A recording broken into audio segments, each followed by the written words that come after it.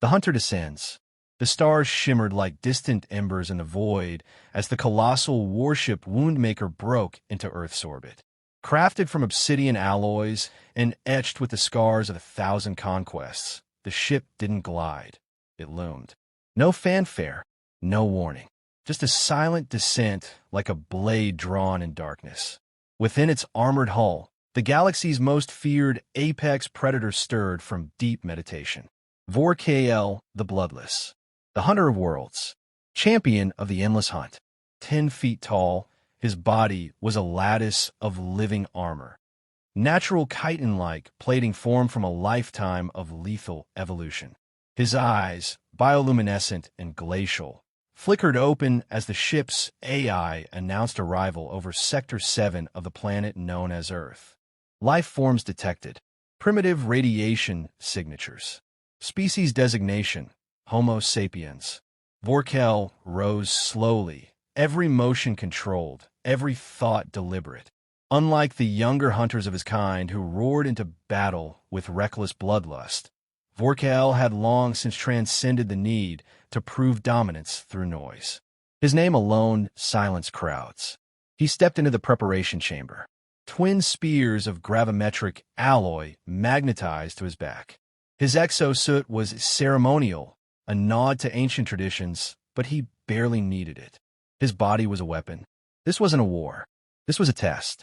The Galactic Council had called upon him to assess humanity, the last uncontacted species on the known registry. Every other intelligent race had submitted, either by conquest or reverent diplomacy. But Earth was untamed, isolated, and disturbingly erratic. Reports varied wildly. Some claimed humans were soft and disorganized. Others said they were cunning enough to fight off superior tech with little more than fire and grit. Most damning of all, they had survived their own apocalypse, a self-made nuclear conflict barely 5 cycles ago. No empire had meddled. No aid had been given. And still Earth remained. Why? That question intrigued Vor'kal more than any prey ever had. The atmospheric entry scorched the sky like a falling god. The Woundmaker launched a pod directly into the remains of what had once been New Chicago, now a ruin of crumbling towers, ash-covered streets, and charred skeletons of civilization. Vor'kal stepped from the pod into silence. The wind moaned through fractured glass. Blackened signs fluttered in the distance. The stench of scorched humanity clung to the air like a warning. Vor'kal activated his bioscanner. Life signs sparse. One cluster of faint readings about 3.2 kilometers southeast. Human military signatures, perhaps the remains of a local militia. He moved like a phantom through the ruins, boots crunching bone and debris with each measured step. No attempt at stealth. He wanted them to see him, to try. 3 humans rounded a broken alleyway, armed with crude projectile weapons. Their eyes went wide. Contact. Alien. Fire. Their bullets bounced harmlessly off his armor. One tried to flank him. Admirable. But Vor'kal spun, caught the human mid-lunge, and gently dislocated the man's arm before tossing him aside. He did not kill. There was no honor in slaying the unworthy. As the others scrambled away in panic, Vor'kal's scanners pinged again, deeper underground. One life form. Weak. Stationary. Not hiding. Not running. How curious. A collapsed metro tunnel led him to an old subterranean laboratory. The walls flickered with emergency power. Ancient terminals buzzed, and air recyclers groaned in fatigue. She was sitting in the center of it all, back straight in a steel chair, as if she'd been expecting him. Human. Female. Early 40s. Lab coat. Hollow eyes, sunken cheeks. Radiation scarring marked her pale skin. No weapons. No armor. Just resolve. She looked up. Let me guess. You're the reason the sky cracked open an hour ago. Vor'kal did not answer. He simply stared. She raised a tired eyebrow. Well, I'm not armed. If you came to kill me, I'd appreciate it if you didn't damage the samples. He scanned her. Terminal stage illness. Days at most. Yet no fear. I am Vor'kal, he rumbled at last. I have come to determine the worth of your species. She gave a dry, rasping laugh. Bit late for that, don't you think? Vor'kal's eyes narrowed. You do not flee. No point, she said. Besides, if you're here to judge us, someone ought to speak for what's left of us. Might as well be a dying woman who's too tired to lie. And there it was, something the hunter hadn't expected. Not courage, not defiance. Authenticity, raw, human truth, served without fear or favor. For the first time in centuries, the hunter did not raise a weapon. He sat across from her, the woman in the lab. The flickering lights overhead cast long, shivering shadows across the laboratory floor. A low hum from failing generators was the only sound besides the faint rasp of her breathing. Vor'kal remained seated, still as stone, yet alert. Every muscle was ready, coiled in patience. Across from him, the human woman stirred a cup of tea with a cracked porcelain spoon. You know, she said, not looking up, you're not what I expected. Vor'kal tilted his head. Elaborate. I thought the galaxy's strongest hunter would stomp in, bellow something dramatic, and start tearing heads off. She paused. Instead, you're sitting in my bunker like a disappointed parent. I kill only to test worth. Violence without purpose is waste, he replied evenly. You have not attacked me. You do not beg. That is rare. She gave a ghost of a smile, thin and bitter. Well, I'm not exactly in fighting condition. He already knew that. The scans didn't lie. Her DNA was unraveling, corrupted by gamma radiation. She had maybe 3 days for at best. What is your designation, human? Elena Myles, Doctor of Biogenetics. Before the war, anyway. She coughed, winced, and gestured toward a rusted chair. Make yourself comfortable. Earth's last civilized tea party. Vor'kal leaned slightly forward, scanning the room. Faded photos on the wall, smiling scientists, children, awards. Broken vials and sealed containment units lined the lab. She'd been working here long after the world above had turned to ash. What was your function here? He asked. I was trying to stop what everyone else had already started, she said. Didn't work. You did not flee with the others? She shook her head. This bunker was built to protect the last strain of a plant species that could clean irradiated soil. We used to call it the Lazarus moss. Could have helped reclaim the planet. Vor'kal said nothing. I stayed to protect it. Someone had to. Funny thing, though, moss is still alive. I'm the one falling apart. She took a sip from her cup, the tremor in her hand betraying her calm. Vor'kal studied her carefully. You are dying, alone, on a ruined world. And yet you still fight to preserve something that cannot help you. It's not about me, Elena said softly. It never was. The silence stretched between them. Vor'kal had stood over the corpses of generals, warlords, and alien titans. He had fought and slain beasts that devoured planets. None had unnerved him like this human, sick, frail, yet unyielding. This woman had no power, yet she radiated something deeper, a refusal to surrender her purpose, even in the face of certain death. You judge species by strength, Elena said after a long pause. Let me guess. Whoever fights hardest, survives longest, earns your respect? Correct. Then you're missing the point of us. Vor'kal leaned forward. Explain. She set the cup down, her voice raspier now. We don't just fight to survive. We fight for meaning. We fight to protect things that can't fight for themselves. Ideas, dreams, people who'll never know our names. Vor'kal's ridges narrowed.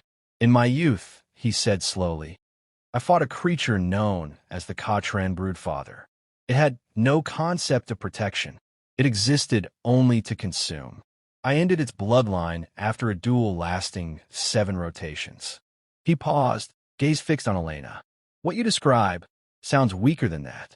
Maybe, she replied, but we remember our dead. We mourn them. We build stories and songs around their sacrifice. We give our suffering meaning.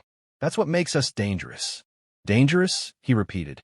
Yes, not because of our strength, because we choose to act with conscience, even when it costs us everything. Vor'kal stood slowly, his massive frame dwarfing the room. His instincts warned him of a paradox. He had come seeking primal strength, but found instead a strength of will, of conviction. He turned toward the door. You intend to leave? Elena asked, her tone neutral. I must consider what I have witnessed.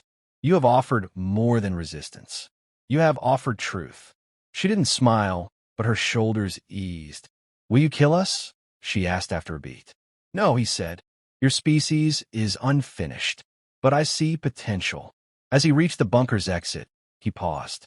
You said you fight for those who cannot protect themselves. What your own kind? What of those who abandon this world? She looked down at her tea, cooling in her hand. Sometimes, those who flee come back stronger. And sometimes, all it takes is one voice to remind them why it matters. He left without another word. As his footsteps echoed back into the ruins above, Elena closed her eyes. The galaxy's strongest predator had not struck her down. He had listened, and that meant, perhaps, the universe wasn't beyond saving. The trial of worth. The wind tore through the empty city like a wounded animal, howling over shattered towers and lifeless streets. Vor'kal stood atop the skeletal remains of a once proud skyscraper, staring down at the desolate landscape beneath him. He had fought monsters that screamed in the void and silenced warlords who demanded planets kneel.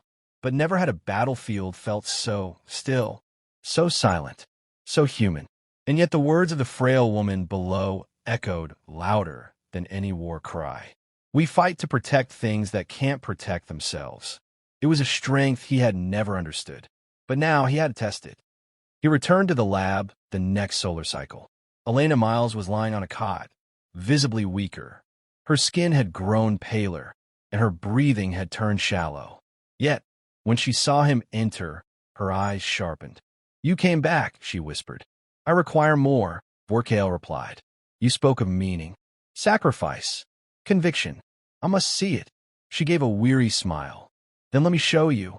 With trembling hands, she activated the lab's central archive. The flickering holographic projector sputtered to life, filling the room with floating images, footage, logs, testimonials. History. Vor'kal watched. A firefighter carried a crying child from a burning skyscraper, skin melting, refusing to let go. A nurse volunteered to stay behind during the outbreak, knowing she would die, so others might live. A man leapt in front of a charging war beast to protect an injured stranger. Elena's voice narrated softly through each scene. We're not the strongest. We're not the fastest. But we remember, and we choose to care. That's what makes us dangerous. That's what makes us human. Vor'kal's fists clenched. It stirred something unfamiliar. Not pity, not fear, but awe. One hollow feed caught his eye. A grainy recording of a human soldier, bloodied and limping, standing against a towering Rethari berserker. The same species as Vor'kal, during a brief border skirmish years ago. The soldier didn't run. He held the line, shielding two wounded civilians with his own body. Vor'kal stepped closer. This one he fought my kind? Yes, Elena said, barely audible. That was my brother. Vor'kal's expression hardened. He stood his ground knowing it would kill him, she continued. He could have run. He didn't. The image froze on the soldier's final moments, arms wide, shielding others as the beast's claws tore through him. I have never seen your kind stand against us with such resolve, Vor'kal muttered. He died with honor. He died with purpose, Elena corrected. The moment was interrupted by a sudden blaring alarm. Elena coughed violently, reaching for tablet. Her fingers danced across it, revealing a sensor feed. Damn it, she muttered. Vor'kal moved to her side. What is it? Scavenger ship. Not human. Looks like a black market raider craft. Interceptors, probably following your descent. They want salvage or a trophy. Vor'kal's expression darkened. I do not sense them. Clever parasites. They'll kill everyone they find, she said. Even a dying woman like me.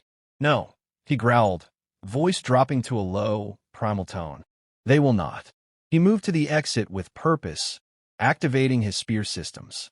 Weapon cores locked into place with a hiss of compressed air. You shouldn't fight alone, Elena said. You'll be outnumbered. Vor'kal turned to her.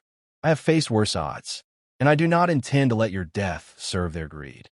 The first wave of mercenaries burst into the lab minutes later, tall, insectoid bipeds with crude plasma rifles and chitin armor. Vor'kal met them in the narrow tunnel, moving with terrifying grace. The first two fell before they even fired. Spear through the throat, elbow to the skull. A slash of claws severed a third spine in a blur of motion. Vor'kal became a storm, deadly, silent, unrelenting. But one raider slipped past during the chaos and breached the lab's core. He found Elena defenseless. She didn't scream. She simply stared down the barrel of a rifle with defiance in her dimming eyes. Then, as the shot flared, she moved. She threw herself into the path. The blast caught her in the side. She crumpled to the floor, coughing blood, hands still reaching for the assailant. Vor'kal burst into the room moments later. His roar shook the walls. He hurled his spear, impaling the raider and slamming its body into the steel wall with a sickening crunch. He rushed to Elena's side. She was barely conscious, eyes fluttering. "I told you, we fight for more than ourselves," she rasped. Vor'kal knelt beside her, shielding her with his massive body, claws stained in alien blood, eyes filled not with rage, but reverence. "You protected me," he said quietly. "Why?" "Because you listened," she whispered, "and maybe you'll carry it forward." Her hand brushed his armored chest once, then went still. Vor'kal bowed his head. The silence that followed was not empty. It was sacred. For the first time in his long life, he knelt. Not in defeat, in honor. The kneel and the message.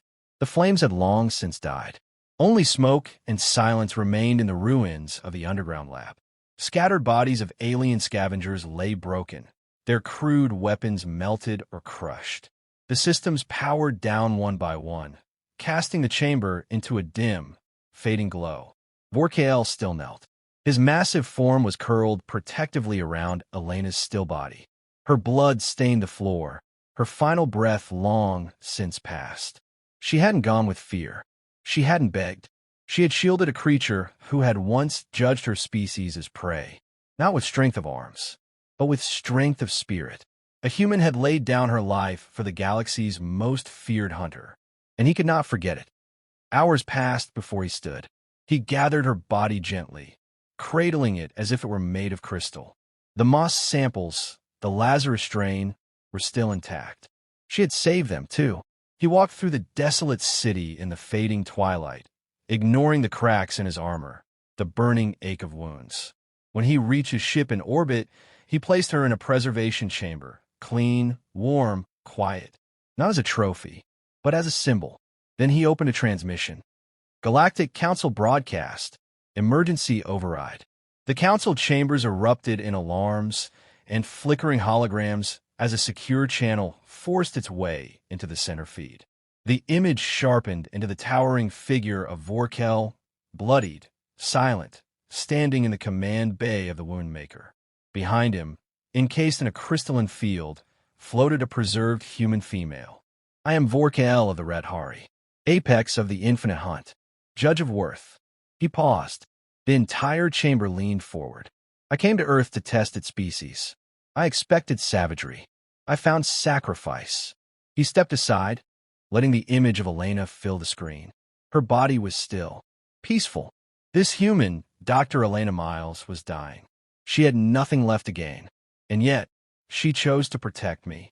A predator, an enemy, not with weapons, not with force, but with a defiance I have never encountered. She faced extinction with dignity. She offered me truth instead of submission. The room was dead silent. I did not conquer her. I did not defeat her. I knelt. Vor'kal dropped to one knee again before the chamber. "Let this be known. The human species is not weak. It is not to be pitted or subdued. It is dangerous in the truest sense, not for its capacity to destroy, but for its capacity to choose meaning in the face of oblivion." He lifted his gaze. Earth stands not because of its armies, but because of people like her. The hunt is over. The transmission ended. 2 weeks later, Earth, reclamation zone. Clouds parted over a small green dome nestled among the ruins. A newly established biopod pulsed with life. Inside, moss had begun to reclaim the ash-choked soil. The first signs of regrowth. Children played nearby, laughing, under the cautious watch of both human and alien peacekeepers. And standing at the edge of it all, cloaked in armor, but no longer a hunter, was Vor'kal. He was no longer feared. He was respected. Perhaps, in time, he might even be trusted. A young girl, no older than 6, approached him with wide eyes and a flower clutched in her tiny hand. "Are you the big alien from the news?" she asked. "I am," Vor'kal replied, lowering himself to one knee. "Did you really kneel for a human?" "Yes." "Why?" He looked toward the horizon. The moss swayed gently in the breeze. "Because she reminded me what it means to protect something greater than yourself." He extended his claw gently, and the girl placed the flower in his hand. A monument in the stars. In orbit, a new station had been constructed by the joint efforts of dozens of species. At its heart was a statue, a woman in a tattered lab coat, standing tall, one hand reaching forward, the other cradling a sample of moss. Beneath it, a plaque inscribed in 100 galactic dialects. She faced the galaxy's strongest predator and taught it to feel. Epilogue.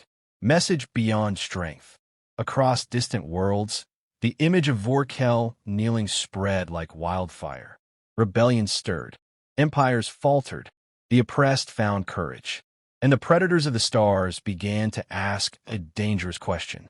What does it truly mean to be strong?